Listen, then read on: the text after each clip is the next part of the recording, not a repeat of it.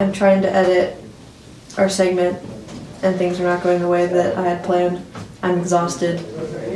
I want to cry. Yeah, me too. Here's Storm News. This is especially.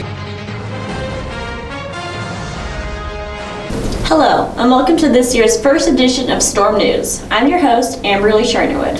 And I'm Owen Leahy. We will be giving you weekly shows, keeping you updated on community events, world news, and much more. To kick off the first show, we have Davis here to tell us about the ominous coronavirus that's been spreading rapidly throughout Asia and now here in the United States. Davis? After being stuck at sea for days, when Japan, the Philippines, and Thailand turned it away over concerns it had passengers who had been infected with the novel coronavirus on Friday, the Southern East Asia National of Cambodia finally allowed the Western Dam to dock. Passengers met with Cambodian Prime Minister Hun Sen as they left the ship. The cruise operator said no cases of the virus have been found on board. The situation contrasted sharply with the ongoing crisis on board of the Diamond Princess, which was found to have hundreds of infected passengers while in quarantine off the coast of Yokohama in Japan. Thanks, Davis. Next, Miles Eaton had the chance to interview two local youth musicians, Kira Pewitt and Titus Nagel.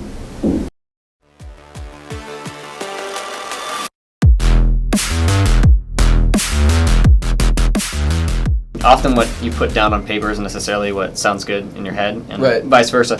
So usually it's what I hear, and then I'm like, wow, that either sounds really good or it sounds really bad. So right. With a lot of the songs I make, I just try to start from scratch. Yeah, no, it's pretty spontaneous for me. I'll just be driving in the car and I'll hear like a crazy melody and be like, oh my gosh, I gotta get home and record that like right now. And then it might not actually sound good, but usually it's very much from my life. I kind of almost have to be honest with myself in order to write good music. I think what happens when you play a chord is as you add an arpeggio to it, each note like creates its own chord in itself. And I think when you add arps and stuff, it really moves the song along. So I like to do that in a lot of my drops. And music, I think, is an expression of the mind. I think that it's kind of like an insight. I think that all art is actually just like, an expression of the mind and the heart. So, man, music is such a big part of my life. I don't know what I would do without music. It really has pulled me through some difficult times, and it's put me through some happy times, and it's I really hope I can keep doing this in the future. It's really what I want to do.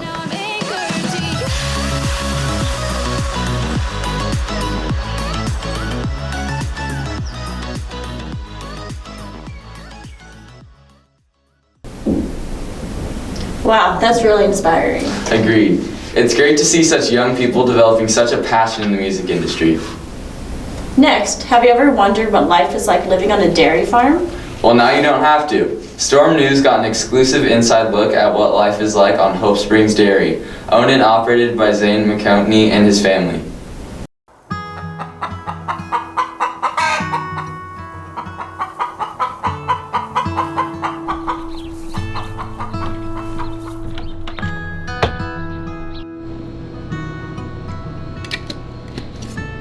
Making bad coffee tastes good. In the state of Oregon, I can't sell raw milk directly, so I offer what's called a herd share program, where people buy shares into our herd, and essentially we are boarding dairy cows so that people can get good raw milk from their dairy cow. Well, let's go feed Mr. Billy back there. He's pacing. We have to do this every day. This isn't something that we just selectively say, well, let's take this day off, or we can't milk this morning because the animals rely upon you, and the way that they are and how a dairy farm is, you are constantly working with them, and you're always milking for us, the goats and the cows. We're ready to start milking. These are our two New Jersey cows. It's 7:30, we're ready to start. And then we'll milk again at 7:30 in the evening. Here comes Daisy. Daisy. There's always things to fix on a farm. There's always things that break. You're always trying to stay on top of your daily chore list. Sometimes it's month to month, or it's week to week. Usually with our 11 cows, it can take over an hour and a half to milk them. The reason I got into dairy farming with my family was really a lifestyle that that allowed us to be together. There's nothing pretty about the work and all that's involved in dairy farming, but the life affords us to spend a lot of time together with our kids. I like farms. It teaches you how to do hard work. Well, you kind of have to be disciplined and not complain. You kind of have to just deal with it because you have to milk them twice a day, and that kind of gets annoying. Keeps us busy from morning to into the evening every day.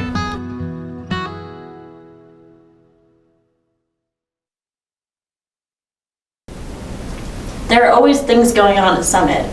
Our annual Battle of the Storm Assembly took place 2 weeks ago. Here's a recap.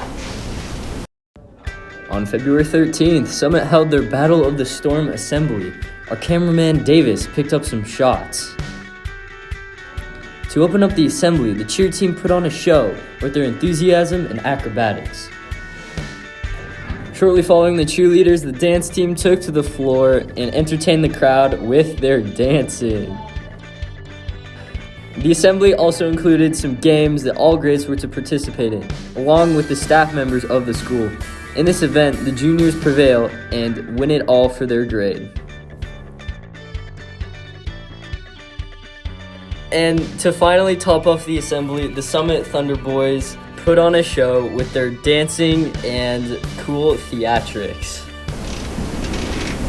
Gotta love Summit! Our Valentine's Day blood drive also took place 2 weeks ago. We had the chance to interview a few individuals and talk to them about their experience giving blood. This past Valentine's Day, Summit High School hosted the annual Red Cross blood drive in the small gym. Many people donated and it was a huge success. In order to donate blood, participants were required to be 16 or over with parental permission. How long have you been helping with doing blood draw? I've been an employee of the American Red Cross for probably almost 24 years. Wow, 24 years. Yeah. June of '96 is when I started. But I've been a donor since about 1976. So since high school, I've been donating blood. Wow. And what encouraged you to make this decision?